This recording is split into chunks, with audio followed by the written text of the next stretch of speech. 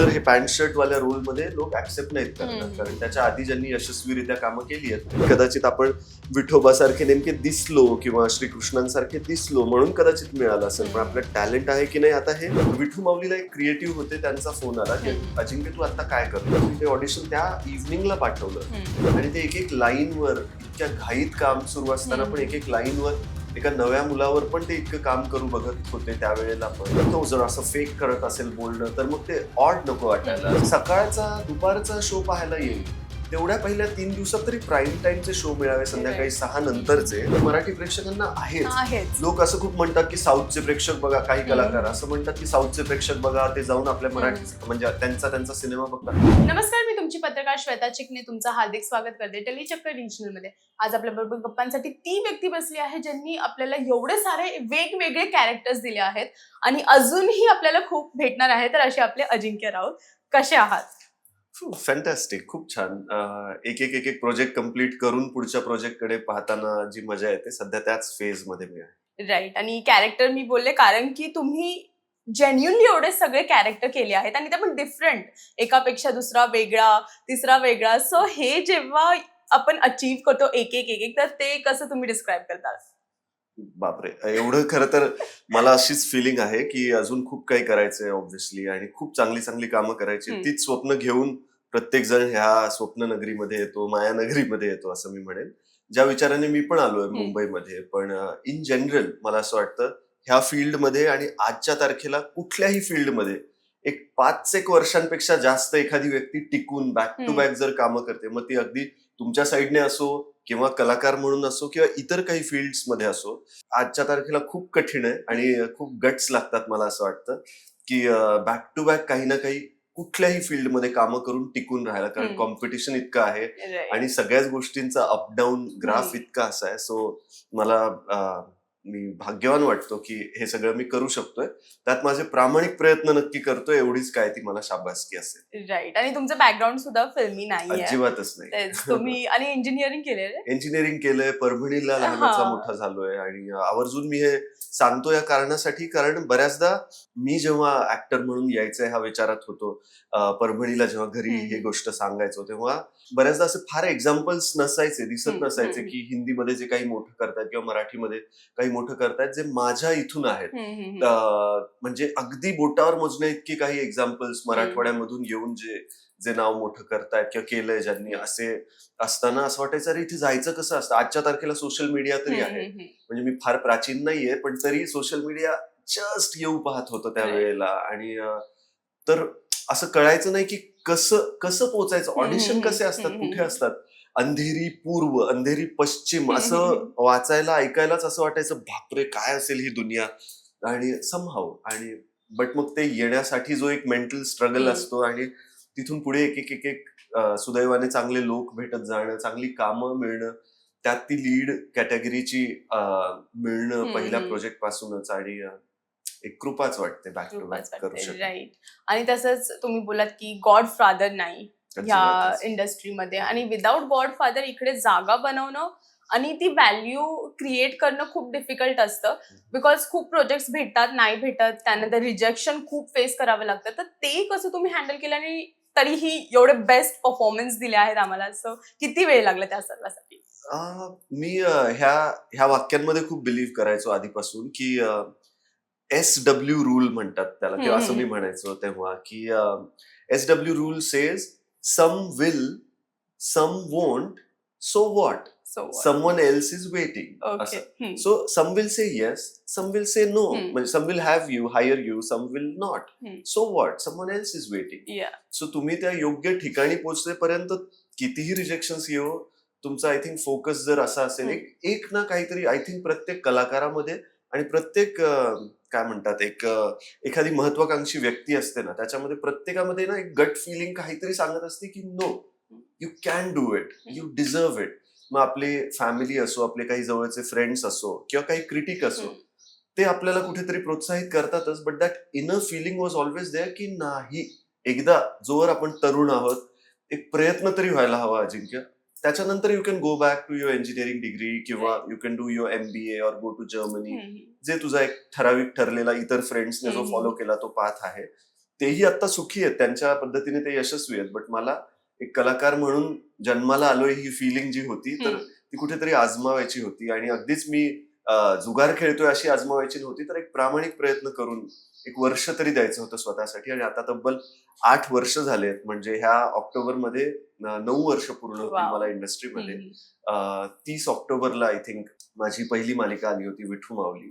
So yes, आणि ह्याच्यावर bread and butter सुरू आहे. सो एक अशी ह्युमंगस सक्सेस इतरांच्या लेखी जरी मिळालेली नसली, तरी माझ्या लेखी ती खूप मोठी सक्सेस ह्यासाठी आहे, कारण जे आमच्या सगळ्या पिढ्यांमध्ये कोणीही किंवा माझ्या आजोबांनी विचार केला होता, पण असं कोणीही आउट ऑफ वे जाऊन एक प्रयत्न केला नव्हता. पण माझ्या घरच्यांनी तो विश्वास दाखवून मला पाठवलं, आणि ते कुठेतरी फळाला येतंय. तर it's a beautiful feeling for me. Right. So talking about your debut project Vithu Mauli, so ती कशी झाली, ती कशी तुमच्याकडे आली, आणि फॅमिलीला कन्व्हिन्स करणं किती अवघड होतं तुमच्यासाठी त्या टाइमला? फॅमिलीला कन्व्हिन्स करणं अजिबात कधीच कठीण नव्हतं Wow. माझ्यासाठी, कारण लहानपणापासून म्हणजे मी स्टेजवर येऊन काहीतरी परफॉर्म जर करत असू ना, तर ज्यानुसारचा रिॲक्शन समहाऊ यायचं काही शिक्षकांचं, विद्यार्थ्यांचं, की म्हणजे अगदी ते दप्तर वाजवून असे फुल जल्लोष करायचे वगैरे, असे काही सादरीकरण. म्हणजे अगदी गोकुळची साक्ष नावाचा धडा होता, किंवा आमच्या वर्षा मॅडम होत्या, बोके मॅडम होत्या,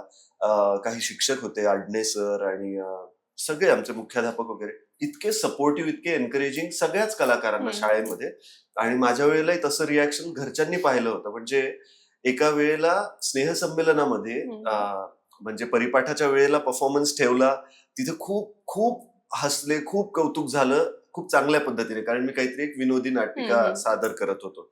आणि मग स्नेहसंमेलनामध्ये ठेवलं, तर मम्मी पप्पा इतके उत्साही की त्यांनी एक व्हिडिओग्राफर हायर केला, आणि त्यांना सांगितलं की तुम्ही ते रेकॉर्ड करा, सो दॅट आमचं बाळ मोठं झाल्यावर, मी किती 7वी-8वीत होतो, बाळ नव्हतो, पण तो मोठा झाल्यावर आमच्याकडे एक राहील एक सीडी प्लेअर मध्ये वगैरे. तेव्हा मोबाईल नव्हतेच विशेष, 2007-8 ची गोष्ट करतोय मी. तर ते मी परफॉर्म करत होतो. आय थिंक मी वऱ्हाड निघाले लंडनला मधले काही परफॉर्म करत होतो, विनोद. आणि तर तो इतका हसत, अर्थात ते लिहिलंच इतकं चांगलं आहे श्री लक्ष्मण देशपांडेजींनी, की तो रेकॉर्ड करता करता त्याचा कॅमेरा असा जात होता, आणि आम्हाला ती सीडी मिळालीच नाही. तो असा त्याचं लक्षही नव्हतं. असे आमचे मी आता त्यांचं नेमकं नाव विसरतोय, पण आम्ही त्यांना खूप रागावलो पण आणि खूप हसलो पण आम्ही, की काय तुमचं काम होतं रेकॉर्ड करण्याचं. असं हे कदाचित एक्झॅजरेशन वाटेल, पण एक लहान मुलगा असं परफॉर्म करताना पाहून मजा यायची. सो घरचे नेहमी कन्व्हिन्स्ड होते की ठीक आहे, हा ऍक्टर बनेल, की ह्याला एक परफॉर्म तर एक काहीतरी एक काय म्हणतात, ट्राय तरी करू द्या असं. मग इंजिनिअरिंग केली मात्र, कारण आमचं बॅकअप तसं फिनान्शियल बॅकग्राऊंड काही फार ग्रेट स्ट्रॉंग असं नसल्यामुळे घरच्यांचं असं होतं, तू अभ्यासात पण ठीक आहेस, आधी तू इंजिनिअरिंग कर आणि मग जो काही प्रयत्न करायचा कर. आणि नाही झालं तर स्वतःला काही अयशस्वी व्यक्ती नाही समजायचं, परत यायचं आणि चुपचाप आपला जॉब करायचा, आणि छान मी प्रयत्न केला म्हणून मी यशस्वी हा विचार करून आपलं लाईफ जगायचं. ओके ओके ओके, आता 1 वर्ष फुल मी परफॉर्म करणार. टॉकिंग अबाउट विठू माऊली ही मालिका, तर मला जवळजवळ एखादं काय म्हणतात, एखादा फ्रॉड मेसेज वाटेल असा मेसेज मला फेसबुक मेसेंजरवर आलेला, की अरे तुझे डोळे चांगले आहेत, तुझी स्माईल चांगली आहे, श्रीकृष्णांची भूमिका करायला आवडेल का, असा मेसेज आला. आणि मला असं वाटलं की चल, असं कोण पाठवतं, की काहीतरी त्यांचे उगाच एक टाइमपास इंटेन्शन असते. Some coordinator, unfortunately that coordinator is no more now, काही त्यांच्या हेल्थ इश्यूजमुळे. पण त्यावेळेला तसं होतं. पण तिथे स्पेसिफिकली मेन्शन केलं होतं की जय मल्हारच्या सेटवर चित्रनगरीमध्ये, फिल्म सिटीमध्ये जाऊन हे ऑडिशन द्यायचंय. तर म्हटलं अच्छा, कोणीतरी एवढं स्पेसिफिक बोलतंय, प्लस श्रीकृष्णांची भूमिका, तर मग का नको जायला, असं म्हणून मी म्हटलं चलो ट्राय तर करू. त्यानिमित्ताने फिल्म सिटीत जायला मिळेल. तर मी खूप आनंदाने तिथे गेलो, आणि तिथे गेल्या क्षणी त्यांना काय आवडलं त्या वेळेला माहिती नाही, पण त्यांना असं झालं की अरे नाही, वाटतोय नितीश भारद्वाज सरांसारखं एक काहीतरी लुक येतोय वगैरे, असं त्यांच्यातल्या त्यांच्या चर्चा सुरू होती. तर मी म्हटलं पॉझिटिव्ह बोलतायत का निगेटिव्ह बोलतायत. ती भाषा इतकी कठीण होती. मी परभणीला ज्या पद्धतीने बोलतात ती भाषा बोलायचो, आलतो गेलतो ह्या पद्धतीने. सो इथे प्रमाण भाषा बोलणं अपेक्षित आहे असं मला कळलं. पण मी प्रयत्न केला, आणि तो प्रयत्न त्यांना आवडला. त्याच्या पुढे 2-2.5 महिने ती प्रोसेस सुरूच होती.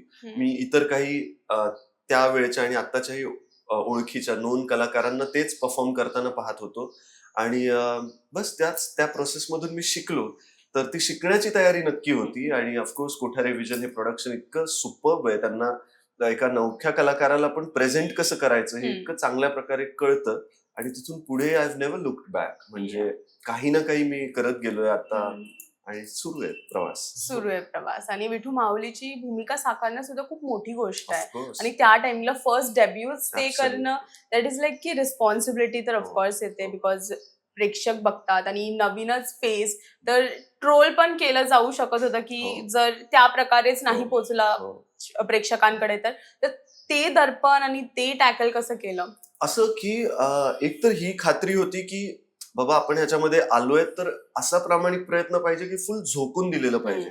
मी एक दिवस त्या 2.5-1 वर्षांमध्ये सिक लिव्ह नाही घेतली. एक सिक लिव्ह ज्याला म्हणतात, किंवा मी आजारी आहे म्हणून.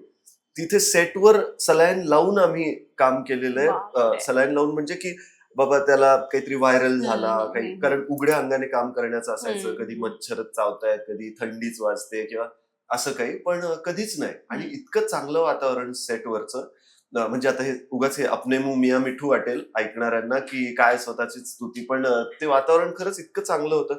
त्यात मी मराठवाड्यातला आहे, एकादशीचा माझा जन्म आहे, सो खूप भक्तिभावाने एका अर्थी आम्ही केला. आणि आमच्या सोबतचे पण जे सगळे होते, जे अजूनही माझे चांगले मित्रमैत्रिणी आहेत, त्या सगळ्यांचीच एका अर्थी सुरुवातच होती. So we all were like आपल्याला खूप मोठं काहीतरी करायला मिळतंय आणि त्याचं सोनं करूया त्या संधीचं, हाच विचार होता.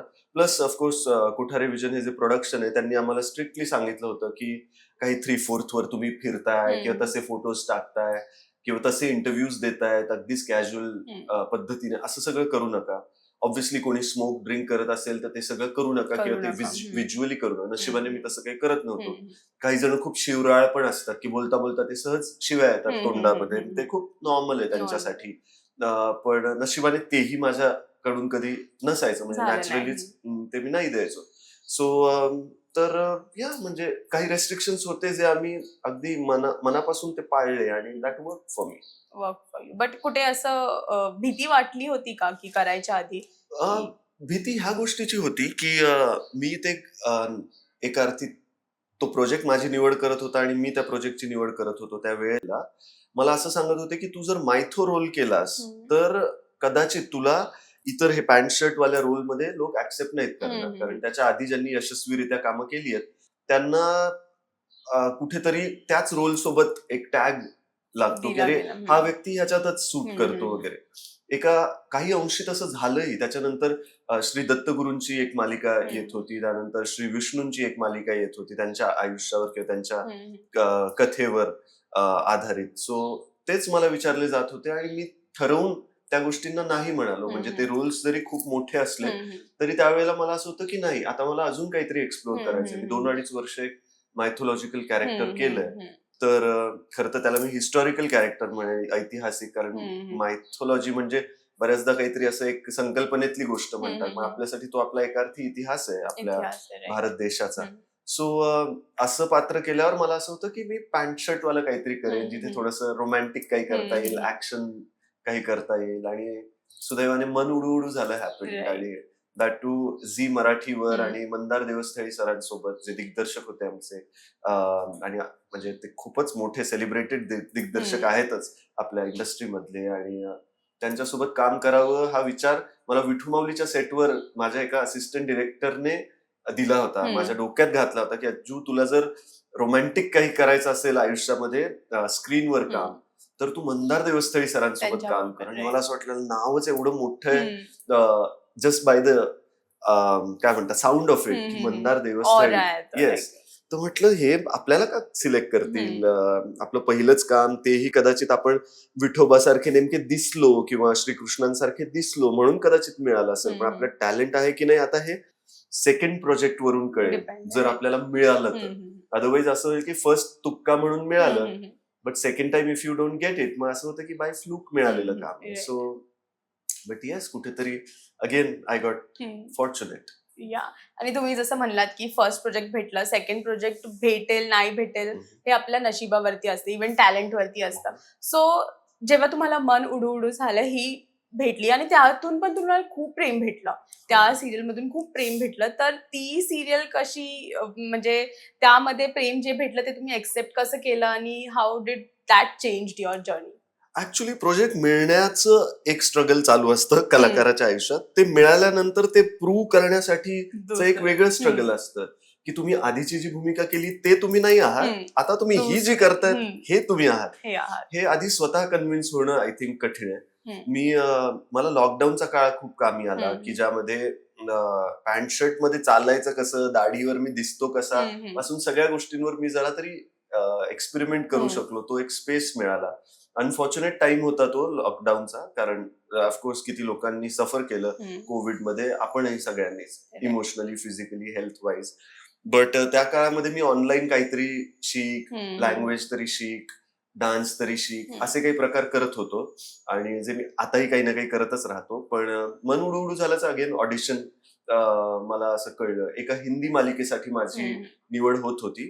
कलर्स वरची ती मालिका असणार होती, कलर्स हिंदीची, एका नॉर्थ ईस्टर्न मुलीवर ती सिरियल होती. सो ते ऑलमोस्ट फायनल झालं होतं. पण त्यावेळेला माझ्या विठू माऊलीला एक क्रिएटिव्ह होते, त्यांचा फोन आला की अजिंक्य तू आता काय करतोय? असं असं माझं एक चालू आहे एकीकडे, ते ऑलमोस्ट होण्यावरच आहे. बोलले खूप इंटरेस्टिंग शो येतोय, झीवर येतोय आणि मंदार देवस्थळी सर त्याचे दिग्दर्शक आहेत, तर तू बघ, ऑडिशन देऊन बघ. सो आय वॉज लाईक बापरे, it all sound so good, but दादा माझं तिथे होण्यावर आहे XYZ ठिकाणी. तर बोलतो तू देऊन तर बघ, इन केस तिथे नाही झालं, त्यांचं डिले होत असेल आणि जर तुझ्या हातामध्ये एक से असेल की तू तिकडे नाही म्हणून इकडे करू शकत असशील तर तू कर.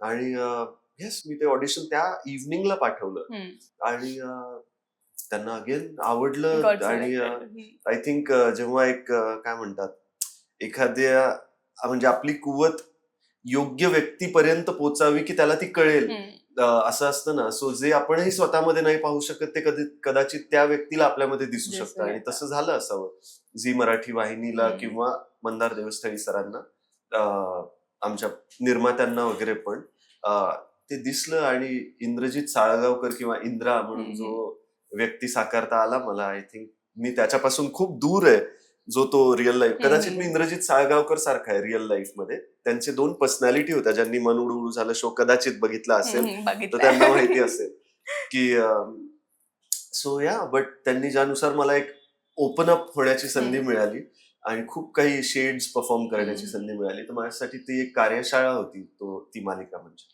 Right. So did that project changed your life? Changed your a lot. कारण मंदार सर मुळात त्यांची अंडरस्टँडिंग इतकी चांगली आहे अबाउट एव्हरीथिंग की त्यांना म्हणजे सीन असा समोर दिसतो, मला असं वाटतं सीन आल्या आल्या. सो ज्यानुसार त्यांनी एक तुमचा, असं नाही की मी सगळंच काही शिकलोय, अजून खूप काही शिकायचंय, पण ज्यानुसार डोळे वापरायला हवे, ज्यानुसार बिटवीन द लाईन्सवर काहीतरी विचार असायला हवा.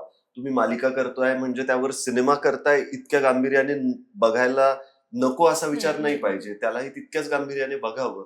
आणि ते एक एक लाईनवर इतक्या घाईत काम सुरू असताना पण एक एक लाईनवर एका नव्या मुलावर पण ते इतकं काम करू बघत होते त्यावेळेला पण. हे माझ्यासाठी असं होतं की अरे इतकी मोठी व्यक्ती इतकी मेहनत घेते आपल्यावर, तर आपण फुल्ली तिथे इमर्स्ड राहावं. आणि इट चेंज्ड मी कम्प्लिटली. त्या दरम्यान मी वेगळे काही सिनेमा पण ज्या वेळेला करत होतो, तर तिथे पण मला एक्सप्लोर करण्यासाठी मला असं असायचं की इथे मंदार सरांनी काय सांगितलं असतं मला, किंवा इथे मी अजून कशा पद्धतीने परफॉर्म करू शकतो. माझे को ऍक्टर्स खूपच चांगले चांगले को ऍक्टर्स त्या मालिकेमध्ये माझ्या सोबत होते, ज्यांच्याकडून मी माझं ऑब्झर्वेशन आणि एक रडार कायम ऑन असायचं की कोण काय परफॉर्म करतंय, ज्याच्यावर त्यांना काय अप्रिसिएशन मिळतंय. आणि सो मलाही ती लिबर्टी आहे का परफॉर्म करण्याची, की सरांनी हे सांगितलंय तर त्याच्यामध्ये हलकं स्वतःचं असं काहीतरी ऍड करून ते सरांना आवडतंय का, कधी नाही आवडलं तर मग ते थांबवायचे की हे नको, हे कर. So it was a great experience आणि व्हेरी हेल्दी एन्व्हायरमेंट सेटवर. ट्रू. आणि जसं मी स्टार्टिंग मध्येच म्हणले की तुम्ही खूप प्रोजेक्ट्स केले डिफरंट कॅरेक्टर बरोबर. सो जेव्हा तुम्ही स्क्रिप्ट वाचता किंवा कुठला प्रोजेक्ट तुम्ही घेता, तर तुम्ही त्यात काय शोधता? म्हणजे स्क्रिप्ट मध्ये तुम्हाला स्क्रिप्ट कॅरेक्टर आवडतं की स्टोरी लाईन आवडते, काय तुम्ही नेमकं बघता काय आणि ती स्क्रिप्ट निवडता? सी ऑब्व्हियसली प्रत्येक कलाकाराकडून तुम्ही कदाचित हे ऐकतच असाल की आतापर्यंत जे नाही केलंय ते मला करण्याचा विचार आहे, ते मला काहीतरी वाटायला यावं हा विचार आहे. सो त्यानंतर म्हणजे मन उडू झालंच्या वेळेला मी सरी नावाचा सिनेमा ज्या वेळेला करत होतो, तो एका कन्नडा सुपरहिट फिल्मचा रिमेक होता. Amazon Prime वर तो आहे आता पण. सो तिथलं असो किंवा तसा कुठला प्रोजेक्ट आला वाटायला, तर मुळात पहिला थॉट माझा हा नक्की असतो, बिंग अन इंजिनिअरिंग स्टुडंट, की मी माझं कॉलेज बंक करून हा सिनेमा पाहायला, ही कथा पाहायला जाईन का, हा एक विचार असतो. मी कुठेतरी रिलेट करू शकतोय का, अँड येट ते कॅरेक्टर माझ्यापासून जरा वेगळं आहे का, हा एक विचार असतोच. म्हणजे जिथे मी अभंग तुकाराम सारख्या सिनेमामध्ये छत्रपती शिवाजी महाराजांचा रोल करू शकतोय, ज्याचा टाइम स्पेस कमी आहे समजा त्या पूर्ण सिनेमामध्ये, अगदी 15 मिनिटांचं ते काम असेल, बट त्याचा इम्पॅक्ट किती चांगला आहे, किती मोठा आहे. किंवा लंडनला आम्ही एक फिल्म शूट केली कन्नी नावाची, तर तिथे पण तो एक ब्रिटिश सिटीजन मुलगा दाखवलाय, इंडियन मुलगा, बट तो लहानाचा मोठा तिथे झालाय. सो तिथे परफॉर्म करताना, की मग याच्या आधी पण मराठीमध्ये काहींनी, म्हणजे असे एक्झाम्पल जेव्हा मी सर्च करत होतो की ज्यांनी फॉरेनची व्यक्ती म्हणून काही परफॉर्म केलंय, पण मग तिथला काही एक सर्टन ऍक्सेंट ट्राय करणं असो, तिथे लहानाची मोठी झालेली व्यक्ती एक विशेष पद्धतीने बोलेल, राईट, पण मग त्याच्यावर काहीच अभ्यास का नको, मग आपण प्रयत्न करू. पण मग त्याचं हसू पण होऊ शकतं, कारण त्याचे खूप सारे इमोशनल सीन्स आहेत, आणि तो जर असं फेक करत असेल बोलणं, तर मग ते ऑड नको वाटायला. सो मग then I was working on that accent, की जे काही त्याच्यातले बेसिक काही लाईन्स असो वगैरे. सो एक तो प्रयत्न करायला काहीतरी मिळावं, हा एक विचार नक्की असतो. आणि in general as a story, as a whole, ती कशी वाटते, आणि ऍज अ कॅरेक्टर त्याच्यामध्ये काही कॉन्ट्रीब्युशन आहे का, फक्त पैसे मिळतायत, फक्त काहीतरी एक अजून एक फिल्म होते, हा विचार ठेवून न करावा, हा विचार आहेच. बट अगेन, आपल्या किटीमध्ये किती गोष्टी येत आहेत आणि त्यातली काय थोडीफार निवड करता येते, हा विचार नक्की असतो, की त्यातल्या त्यात जे वाट्याला आलंय त्यातलं बेस्ट काय निवडता येईल. सो येस, इन्स्टिंक्ट फॉलो करतो असं मी म्हणेन. बाकी मी कोणाचंही त्यात काही विशेष मत नाही घेत, की हे मी करू का, हे नको करू का. No, I follow my gut feeling. And now what's your families reaction, की आता तुम्ही एवढे प्रोजेक्ट्स केले आहेत आणि ह्या पॉइंटला पोहोचला आहात जिथे तुम्ही अजूनही पुढे प्रोजेक्ट्स लाईनअप आहेत आणि करताय बॅक टू बॅक, सो त्याच्यावरती फॅमिलीचं काय रिॲक्शन आहे आणि how happy they are now? They are extremely happy. खूप अभिमान आहे त्यांना. आणि तो मी ही कामं केली म्हणून नाहीये, तर मी ही कामं करण्याच्या आधीही तितकाच होता. सो काहीच बदललंय असं नाहीये. आणि पहिली गोष्ट, तुम्ही एवढे कामं केल्यात असं तुम्ही म्हणतात, मला फिलिंग येते की मी काहीतरी 100 मालिका केल्यात, 100 सिनेमा केल्यात. Given us so many projects and but also खूप छान छान कॅरेक्टर्स आहेत येस, तुमचे. पण मला असं वाटतं अजूनही मी स्वतःला, आपण किती पाण्यात आहोत हे आपल्याला माहिती पाहिजे. सो मी असं माझ्या काहीतरी असं इल्युजनरी वर्ल्ड मध्ये अजिबातच नाही राहत. कारण अजूनही मी ओळखला, म्हणजे जेव्हा बाहेर गेल्यावर कुठे जर मला ओळखलं गेलं, मॅक्सिमम केसेसमध्ये मला मालिकांसाठी ओळखलं जातं. कधी विठू माऊली, कधी मन उडू झालं, कधी अबोल प्रीतीची अजब कहाणी. बट सिनेमांवरून ओळखणारे खूप कमी व्यक्ती अजूनही आहेत. सो भलेही माझे 5 सिनेमा आतापर्यंत रिलीज झालेत. आउट ऑफ सिलेबस नुकताच येऊन गेला सिनेमा, जो एका तेलुगू दिग्दर्शकांसोबत मी केला, आणि खूप वेगळं कॅरेक्टर होतं ते, विदर्भातली भाषा मी बोललो. पण पुढचे काही सिनेमा पण मी जे केले ते आता येत आहेत, तर I want to be known for that as well. म्हणजे आता 2026 चालू आहे, आणि मला 2021च्या माझ्या कामावरून, 22 मध्ये केलेल्या कामावरून ओळखलं जावं, ही अभिमानाचीच गोष्ट आहे. तेही माझंच काम आहे. तर बट अगेन, मला I want to be known on the basis of what I am doing right now. So yes, तर म्हणून मला तरी ऍटलिस्ट एक ग्राउंडेड राहण्यासाठी मदत ही होते, की अजून खूप काही करायचं ही फिलिंग आहे. बट ज्या कामांचा मला खूप अभिमान आहे, अशी काही कामं माझी येऊ पाहतायत आता पुढे, तर I am excited about it. So talking about out of syllabus, will talk about that. तर ती स्टोरी पण खूप छान आहे.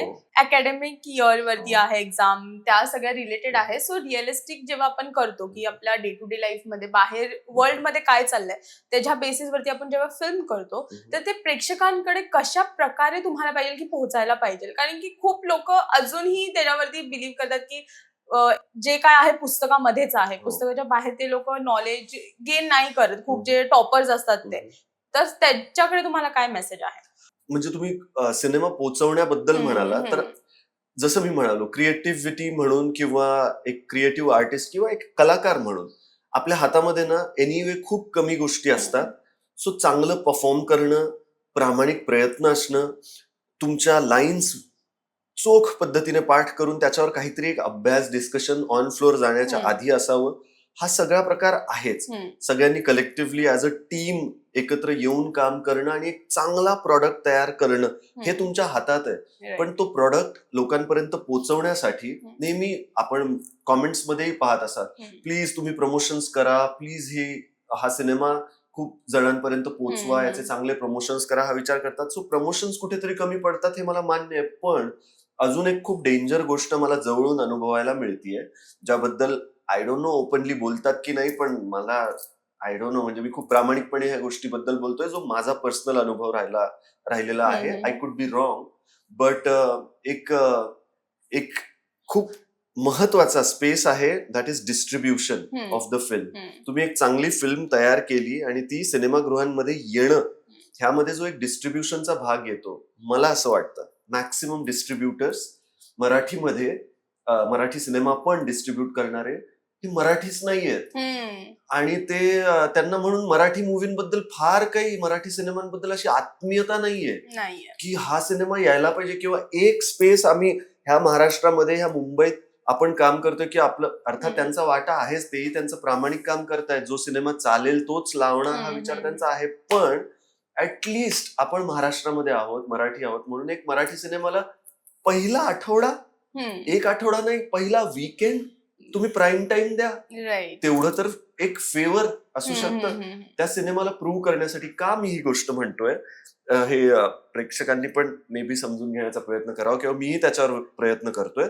फ्रायडेला जेव्हा सिनेमा रिलीज होतो, तुम्ही जर आम्हाला 1, 2, 3 असे सिनेमाचे स्लॉट देत असाल, सकाळी 11 वाजताचा, दुपारी 1 वाजताचा, 4 वाजताचा सिनेमा, जेव्हा की आम्ही असे स्टार्स, किंवा मराठीमध्ये इन जनरल असे स्टार्स किंवा स्टार मेकर्स असे विशेष खूप कमी आहेत की ज्यांना स्टार्स म्हणून असं प्रोजेक्ट करता येईल त्यांचा कलाकार.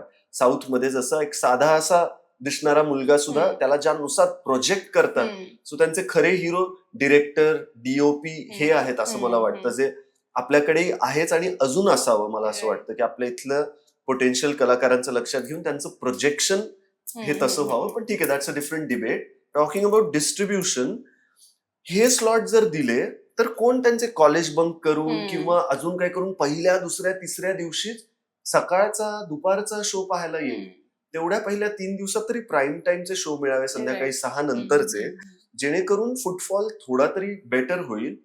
कारण बऱ्याच जणांना, म्हणजे माझ्या जवळचे ऍटलिस्ट, एक वशिल्याने पाठवायचं म्हटलं जरी की अरे माझी फिल्म आली आहे, तुम्ही पाहायला जा, त्यांचं असं असायचं की अजिंक्य, अरे स्लॉटच नाहीये, जवळच्या सिनेमा हॉलमध्येच नाहीये. बरं आहे तो अगदी सकाळचा किंवा दुपारचा, मी हे बंक करून कसा जाऊ, मी कॉलेज बंक करून कसं जाऊ, किंवा जॉब सोडून कसा जाऊ, किंवा घरची कामं सोडून महिला कशा जातील, किंवा अजून कोण. सो तेवढं एक तरी फेवर किंवा वी डिझर्व इट म्हणून असावं की कधीतरी प्राईम शोज मिळावेत मराठी सिनेमाला. जे मोठे स्टार्स आहेत त्यांना मिळतातच होपफुली, ते तरी नशीब. बट खूप प्रेशर नव्या प्रोड्युसरला फेस करावं लागताना मी पाहिलंय, कारण मी अजून काही अशा मोठ्या बॅनर्स सोबत अशी कामं तशी केली नाहीयेत. सो मी त्यातल्या त्यात नव्याने प्रोड्यूस करतायत सिनेमा अशा फिनान्शियल प्रोड्युसर्स सोबत कामं करतोय आणि केली आहेत. सो त्यांना मी खूप प्रेशरमध्ये असताना पाहिलंय, जेव्हा ते डिस्ट्रीब्युटर्सशी बोलत आहेत आणि म्हणतात की अहो आमचं ऑडियन्स आहे, जवळजवळ 100-150 लोक आहेत आमच्या ओळखीचे, त्यांच्या काही वेगवेगळ्या ग्रुप्स मधले, ज्यांना पाहायचंय, पण तुम्ही सिनेमा हे तर द्या आम्हाला, स्लॉट्स तर द्या. So it was a very scary space. आणि मग जेव्हा लोक येत नाहीत पाहायला, सपोज जर वीकेंडला, आणि हे मी रडगाणं नाही गातोय, मी सत्य परिस्थिती सांगतो, तेव्हा जेव्हा येत नाही तेव्हा ते म्हणतात सी वीकेंड का आप कलेक्शन देखो, तुमच्या सिनेमामध्ये कोणी आलंच नाही ते पाहायला, आणि मग वीकडेज मध्ये तो काढून टाकतात, आणि then all those efforts they are just gone. म्हणजे आणि देन कलाकार म्हणून तो तुमच्या हातात एनिवे चांगलं परफॉर्म करण्याशिवाय आणि प्रमोशन्स अवेलेबल राहण्याशिवाय काही नसतं. Then but you feel like you are fooled. So थोडंसं वेड्यात काढल्यासारखी फिलिंग येते की माय गॉड, तुम्हाला they just fooled you around and you are just gone, आणि now you are working on your next film, but what about that producer, त्याचं काय? असा हा एक वेगळा गेम.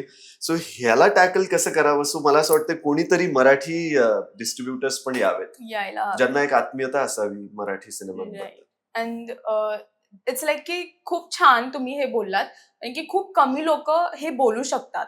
खूप मराठी कलाकार खूप हे फेस करतात आणि तेच तुम्ही डिस्ट्रीब्युटरचं बोललात त्यांनी तर ऑडियन्सला पण बघायचं असतं पण कुठे ना कुठे आय डोंट नो बट आपण मागे राहतो हा काही म्हणजे येस गोष्टींमुळे. येस काही गोष्टींमध्ये सुद्धा आपण मागे राहतो may be financially or because of this but कुठे ना कुठे आपण बिहाइंड म्हणजे मागे राहतो आणि आपल्याच माणसांमुळे. हा म्हणजे अर्थात कारण मराठीबद्दल प्रेम हे मराठी प्रेक्षकांना आहेच. आहेच. लोक असं खूप म्हणतात की साऊथचे प्रेक्षक बघा, काही हम्म, कलाकार हम्म. असं म्हणतात की साऊथचे प्रेक्षक बघा, ते जाऊन आपल्या मराठी म्हणजे त्यांचा सिनेमा बघतात. पण मराठी प्रेक्षक पण तशी तयारी आहेच ना आहेच त्यांची. त्यांची. जे शोज अवेलेबल आहे ते पाहायला ते जातातच, म्हणजे नाटक फॉर दॅट मॅटर. सिनेमांपेक्षा महागडी तिकीट खरेदी करून हाऊसफुल जातात. करून ते जात आहेत. सो कुठेतरी कलाकार म्हणून किंवा सिनेमा बनवणारे व्यक्ती म्हणून तेही कमी पडतच, म्हणजे ही साईडही कमी पडतच असेल प्रभावी सिनेमा आणण्याची. बट जिथे ही खेळी पण खेळली जाते कुठेतरी, हेही तितकंच खरंय. सो दोन्ही साईडने गोष्टी असाव्यात आणि या होपफुली हळूहळू गोष्टी पुढे अजून अजून चांगल्या होत जातील. राईट. आणि खूप छान किस्सा तुम्ही हाच शेअर केला आणि होप सो की कोण ना कोणतरी हे नोट करेल, ऍड्रेस करेल ही गोष्ट आणि they will work on this because Marathi cinema खरंच खूप रिअलिस्टिक असतात आणि खूप जेन्युन स्टोरीज ते घेऊन येतात कम्पेअर टू हिंदी. म्हणजे असं I mean no comparison so to say. प्रत्येक फील्डमध्ये प्रत्येक काय म्हणतात त्याला इंडस्ट्रीमध्ये प्रत्येक लँग्वेजमध्ये त्या त्या ऑडियन्सला केटर करण्यासाठी ते तसा तसा विचार करत असतील. बट थँकफुली आता मराठीमध्ये असो, हिंदीमध्ये असो किंवा इतर काही रिजनल ठिकाणी पण असो, चांगले चांगले एक्सपेरिमेंट्स पण होत आहेत थँक्स टू OTT आणि इतर काही platform. So yeah it's a great time to be an artist. But काही वेगळे चॅलेंजेस पण येतात, so I think you all have to face it. Yes. Hope so they will address this. So तुमचे upcoming projects बद्दल एक दोन जर सांगू शकताल तर प्लीज लेट अस नो. ते प्रोजेक्ट जेव्हा येऊ लागतील तेव्हा तेव्हा तर आपण भेटूच. बट साखर खाल्लेला माणूस नावाचा एक खूप यशस्वी काय म्हणतात स्टेज प्ले किंवा नाटक, मिस्टर प्रशांत दामले सर यांचं ते खूप फेमस नाटक आहे, ज्याचा एक सिनेमा अडॉप्टेशन आता होतंय आणि जो आम्ही अनाऊन्स केलाय. सो तर तो खूप एक चांगला अनुभव माझ्यासाठी राहिलाय. त्याचं शूटिंग शेड्यूल अजून 2 शेड्यूल बाकी आहेत आमचे. सो या दॅट्स अ ग्रेट एक्सपिरियन्स. आणि त्याच्यासोबत अजून 2-3 सिनेमा आहेत जे आम्ही शूट केलेत आणि प्रत्येक पात्र खूप वेगवेगळं आहे आणि आय एम एक्साइटेड की ते लवकर लवकर प्रेक्षकांच्या भेटीला यावं आणि त्यातून चांगला प्रतिसाद मिळावा प्रेक्षकांना. Right. And we are excited for that project. अजून तुम्हाला कधी रियालिटी शोज ऑफर झाले आहेत? मराठीमध्ये आहेत, हिंदीमध्ये आहेत. So any reality show? Big Hindi तर नाही, कारण माझं काम आतापर्यंत मी मराठीमध्येच केलंय. पण मराठीमध्ये झाले आहेत. बट मला असं वाटतं की त्याच्यासाठी तुमचं मॅन्युफॅक्चरिंग ऍज अ पर्सन खूप वेगळ्या पद्धतीचं असायला हवं. तुमची तयारी म्हणजे अगेन खूप गट्स तुमच्यामध्ये असायला हवे. तशा रियालिटी शोज मध्ये जाऊन तुमची सगळी व्हलनरेबिलिटी समोर दाखवणं. सो जे ते करू शकतायत त्यांना hats off.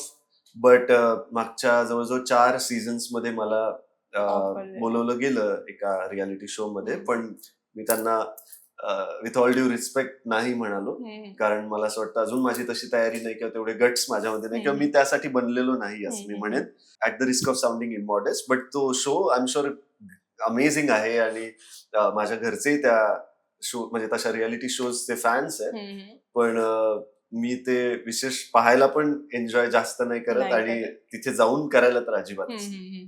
Okay. Maybe in future, never say never. Yeah, never say never. We should explore everything. Of course, yes. सगळं आपण एक्सप्लोर करायला पाहिजे आणि तुम्ही हळूहळू करतायतच. सो एक रोल जो तुमचा ड्रीम रोल आहे तो काय आहे? म्हणजे ऑलरेडी तुम्ही खूप केलात. हो. बट एक रोल. ऑफकोर्स मी गौतम बुद्धांची भूमिका करावी हे मी कायम म्हणत आलो. इथे पण मला समोर दिसतायत त्यांची मूर्ती ठेवलेली, कारण एका राजकुमार पासून ते त्यांना वैराग्य मिळेपर्यंत चा प्रवास एक कलाकार म्हणून दाखवणं खूपच चॅलेंजिंग आणि छान एक महत्वाकांक्षी भूमिका असेल ती माझ्यासाठी परफॉर्म करणं, जी मला करायचीच आहे. कधीतरी योग यावा. मोठ्या स्क्रीनवर श्रीकृष्णांची भूमिका पण करायची आहे मला आणि त्यासोबत मला असं वाटतं एखादी छान फुल ऑन डान्स, रोमांस, ऍक्शन असलेली एखादी म्युझिकल लव्ह स्टोरी करण्याची पण इच्छा आहे. इच्छा आहे. हे सगळे तर खूप वरवरच्या जे काही माझे थॉट्स आहेत जे खूप हम्म. दिवसांपासून आहेत, पण त्यासोबत काहीतरी थ्रिलर, काहीतरी सस्पेन्स, काहीतरी सायकोलॉजिकल असं काही करण्याचा पण विचार आहे. बट विचार खूप असतात. त्या फिल्म मेकर्सना असं वाटावं की ह्याला घेऊन काहीतरी एक्सपेरिमेंट व्हायला हवा. So I am waiting for that time. Waiting for that and hope so लवकरच होईल आणि आम्हाला पण लवकरच असे जे तुमचे ड्रीम रोल्स आहेत ते बघायला भेटतील मोठ्या पडद्यावरती. Yes. खूप छान वाटलं तुमच्या बरोबर Thank you गप्पा so मारून much. आणि आपण लवकरच परत भेटूया. फॅनसाठी sweet lovely message. Sweet lovely message हाच मी सांगेन की खूप गोष्टी बोलायच्या असतात एका कलाकाराला. तो ज्या ज्या गोष्टींमधून जातोय आणि ज्या ज्या गोष्टी करण्याची इच्छा आहे, सो एक द्वंद्व नेहमी चालू असतं की खूप दिसायचंय पण खूप नाही दिसायचंय, खूप काम करायचंय पण ते क्रिएटिव्हिटीसाठी करावं की पैशांसाठी करावं, की कधी ही निवड करावी कधी ही निवड करावी. हे द्वंद्व प्रत्येक कलाकाराचं काहीतरी एक इंटरनल स्ट्रगल सुरू असतं. सो जज अ लिटल लेस हा हा मेसेज किंवा ही रिक्वेस्ट मी नक्की सांगेन. मलाच म्हणून नाही, सुदैवाने मला खूप प्रेम मिळालंय आणि जेन्युनली म्हणजे 95% मी फक्त चांगल्या गोष्टी बऱ्याचदा ऐकल्यात बोलताना. आणि अर्थात चुका जेव्हा होतील तेव्हा त्यांच्याकडून कान पिळला गेला तर त्याच्यात काही वाईट नाहीये. पण इन जनरल इतर कलाकार असो, इतर काही आपलेच काही मराठी कलाकार असो किंवा इतर काही जर असो कोणी जर काही एक प्रयत्न करत असेल तर जर तो प्रयत्न चांगला नाही वाटला तर म्हणजे काही न बोलणं ठीक आहे वाईट बोलण्यापेक्षा. सो या. Thank you so yes, much. Thank you so much. Thank you.